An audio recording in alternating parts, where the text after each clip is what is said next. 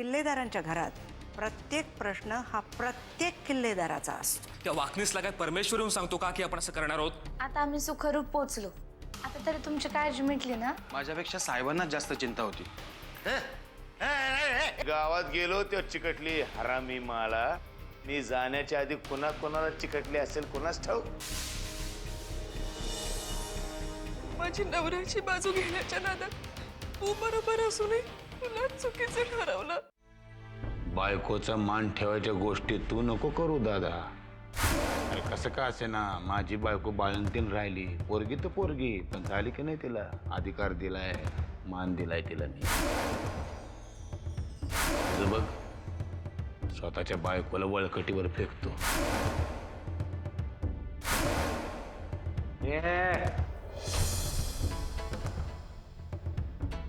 काय झालं?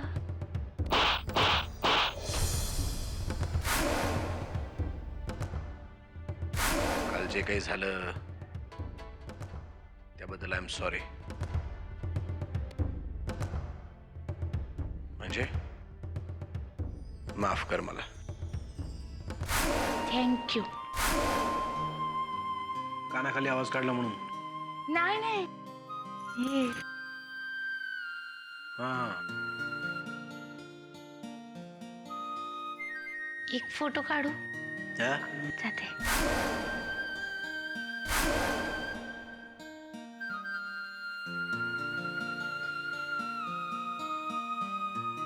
अशी किती वेळ थांबणार आहेस इथे? तुम्ही कुंकू लावेपर्यंत.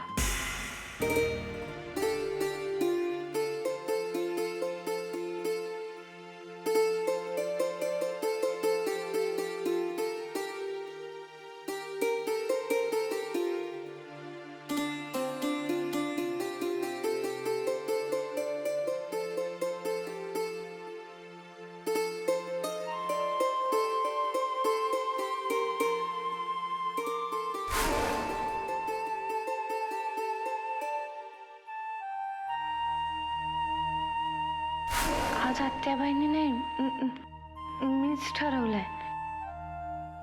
काय ठरवलंयस? हे काय उठणं लावायचंय तुम्हाला. माझ्या नवऱ्याची कामं करायला नोकर कशाला पाहिजेत? मी पुरे की. माझे मला घालता येत आहेत, लहान नाहीये मी आता. नाही पण मी लहान आहे ना, म्हणून शिकते. गालाला माती लागली ती पूस.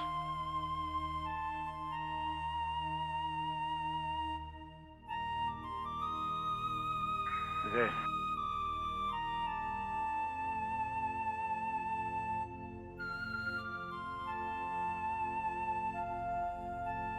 आजचा दिवस खरंच खूप छान आहे. मला खूप भारी वाटतंय.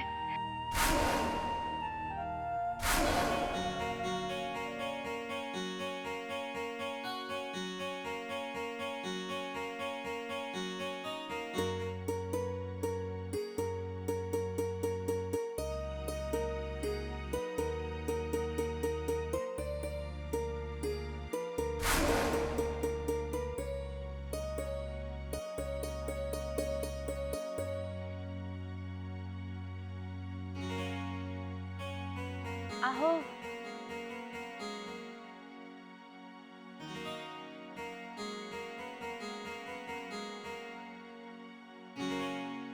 काय झालं? एक विचारायचं होतं. तुम्ही जेव्हा असे बघत थांबलेले असता तेव्हा कसला विचार करत असता?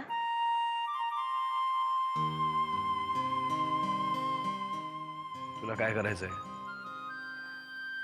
आत्याबाई साहेब म्हणतात की नवऱ्याच्या चेहऱ्याकडे पाहून कळलं पाहिजे त्याच्या डोक्यात काय विचार चालू आहेत ते. सगळं आत्याबाई सांगतात त्याप्रमाणे करतेस का स्वतःचंही डोकं चालवतेस? चालव बघूया डोकं. सांग, काय होतं माझ्या मनात? मला सवय नाहीये ना, कधीतरीच असा चेहरा दाखवता, मग कसं कळावं?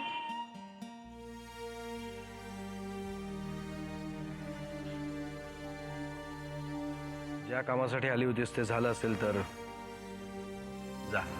नाही म्हणजे मी तुम्हाला न विचारता सुमिताला घरी घेऊन आले. तुम्ही रागवला नाहीत ना? मला तुझा नाही, माझाच राग आलाय. इथपर्यंत हे प्रकरण गेलंच कसं? तुम्ही झोपायला कधी येताय? म्हणजे दिवसभर प्रवास करून दमून आला.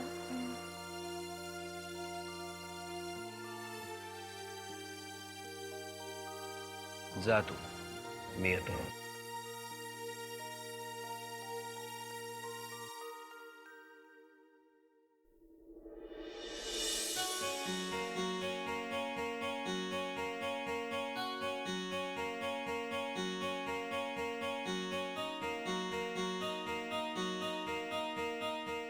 जानकी,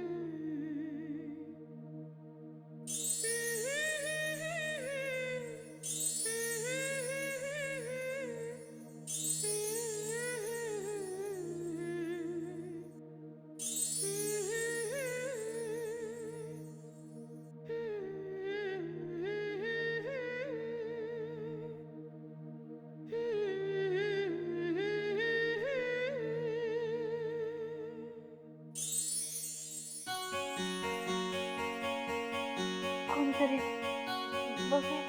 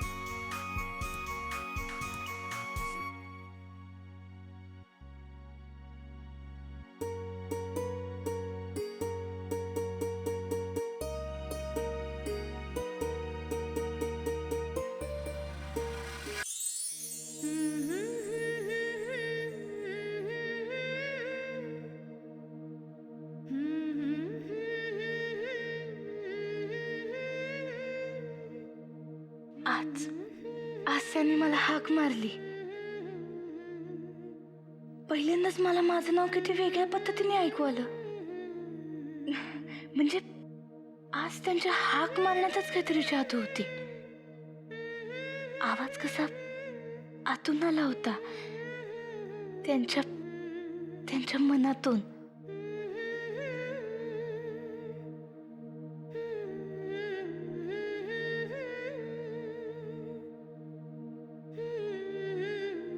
आज पहिल्यांदाच माझ्या एवढ्या जवळ आले होते ते. काय माहित पण केवढा गोळा आला होता पोटात. असं वाटलं आत्ता जातोय जीव.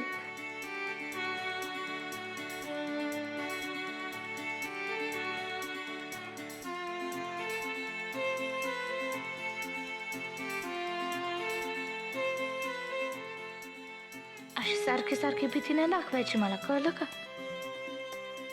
तुम्हाला वाटत असेल मी भित्री आहे, पण तुम्हाला नाही माहिती लय डेंजर आहे. त्यामुळे अशी नाही हाक मारायची, प्रेमाने.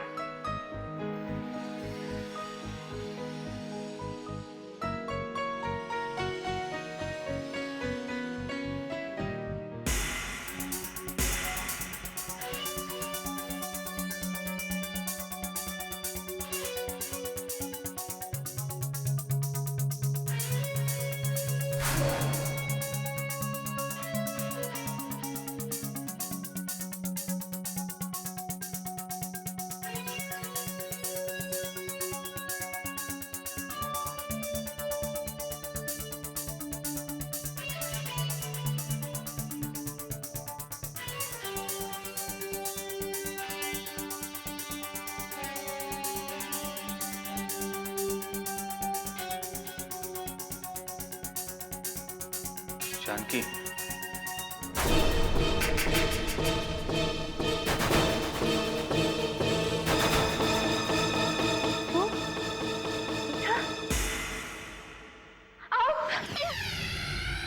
हो मीच. काय झालं?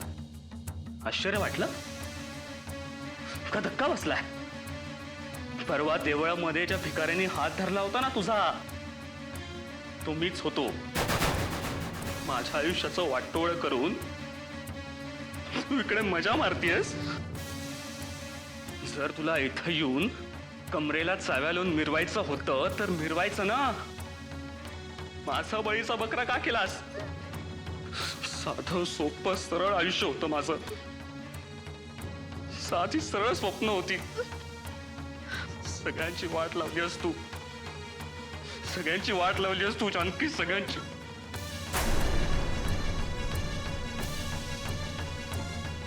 फसवणुकीच्या गोष्टी तू करतोयस. अरे फसवणूक तर तू केली आहेस माझी, माझ्या आई बाबांची. पैशासाठी तू मला सुद्धा. हे गा, उगाच आवाज चढवून चोराच्या उलट्या बोंब मारू नकोस.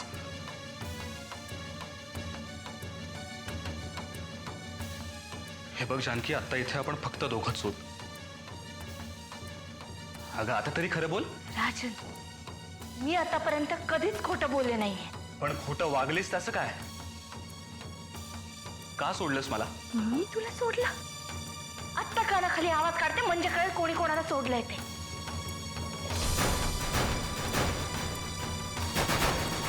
राजन,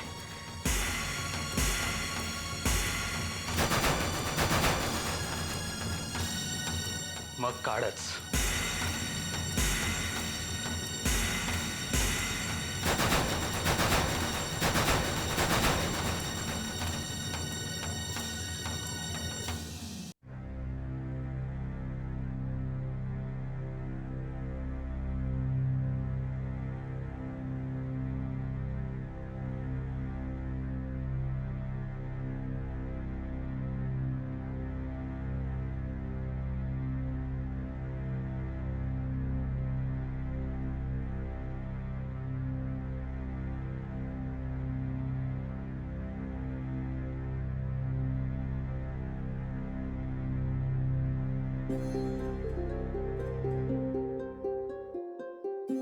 काय बघतोयस रे? बघत नाहीये, शोधतोय.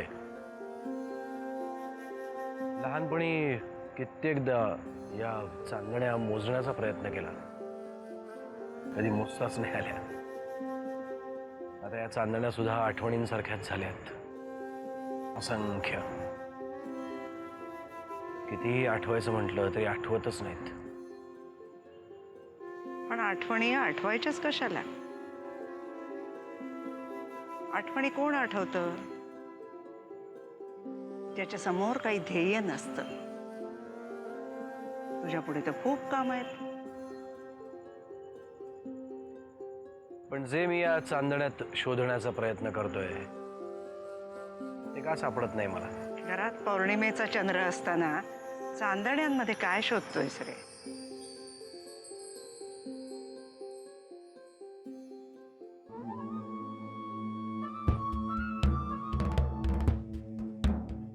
तिची चूक झाली. या घाणेरड्या रक्ताला तिने या घरात थारा दिला. पण आता ती चूक परत करणार नाही मी. निघ इथून, निघ. पुन्हा जर का तिला किंवा तिच्या बाळाला त्रास दिलास तर सरणावर जाळण्यासाठी सुद्धा तुझा देह शिल्लक राहणार नाही. हर्षो!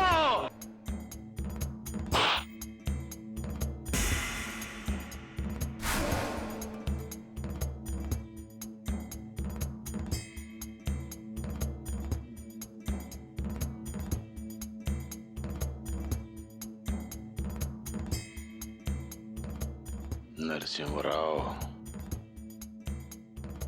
तू बोलला होता ते बरोबर आहे. तुझ्या आईने फार मोठी चूक केली रे, मला या घरामध्ये थारा देऊन. त्या चुकीचं प्रायश्चित्त आता तू भोग, तुझा जीव देऊन.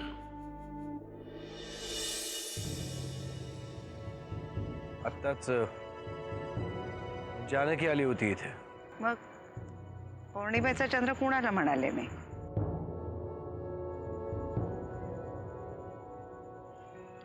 खूप खूप जीव आहे रे तिचा तुझ्यावर.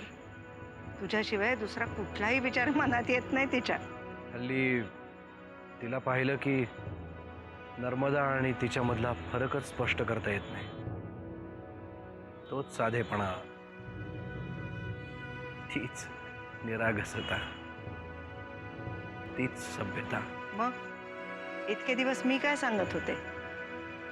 आता तरी तिचा स्वीकार कर.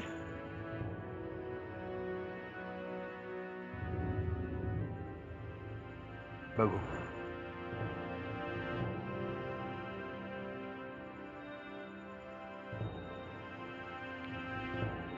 Good night.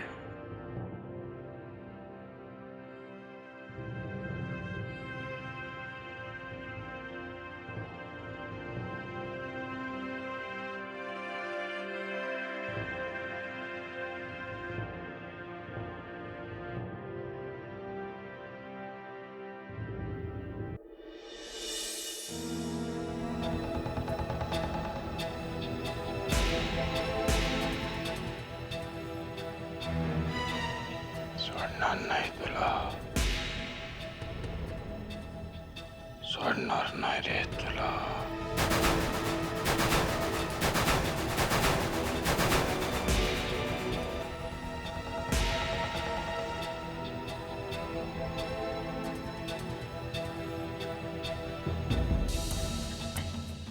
राजन, मी काय म्हणते, आपण बसून बोलूया ना.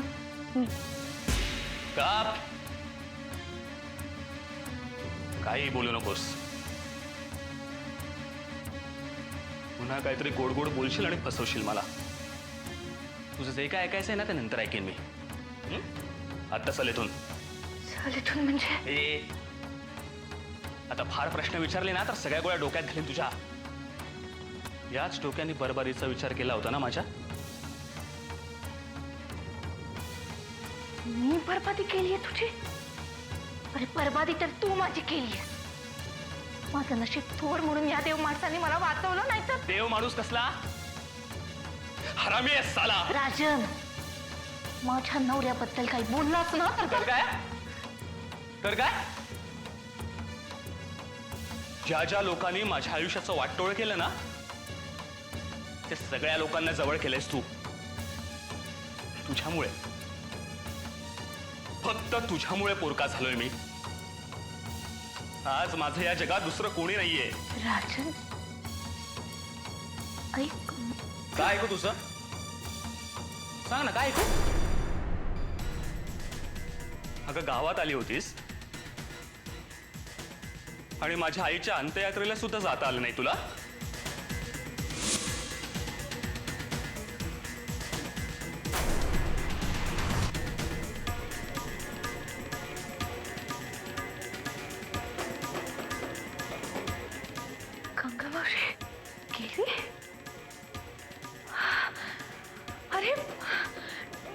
कोणीच कसं बोललं नाही. ते मला नाही विचारायचं. हा, तुझ्या घरच्यांना विचारायचं ते.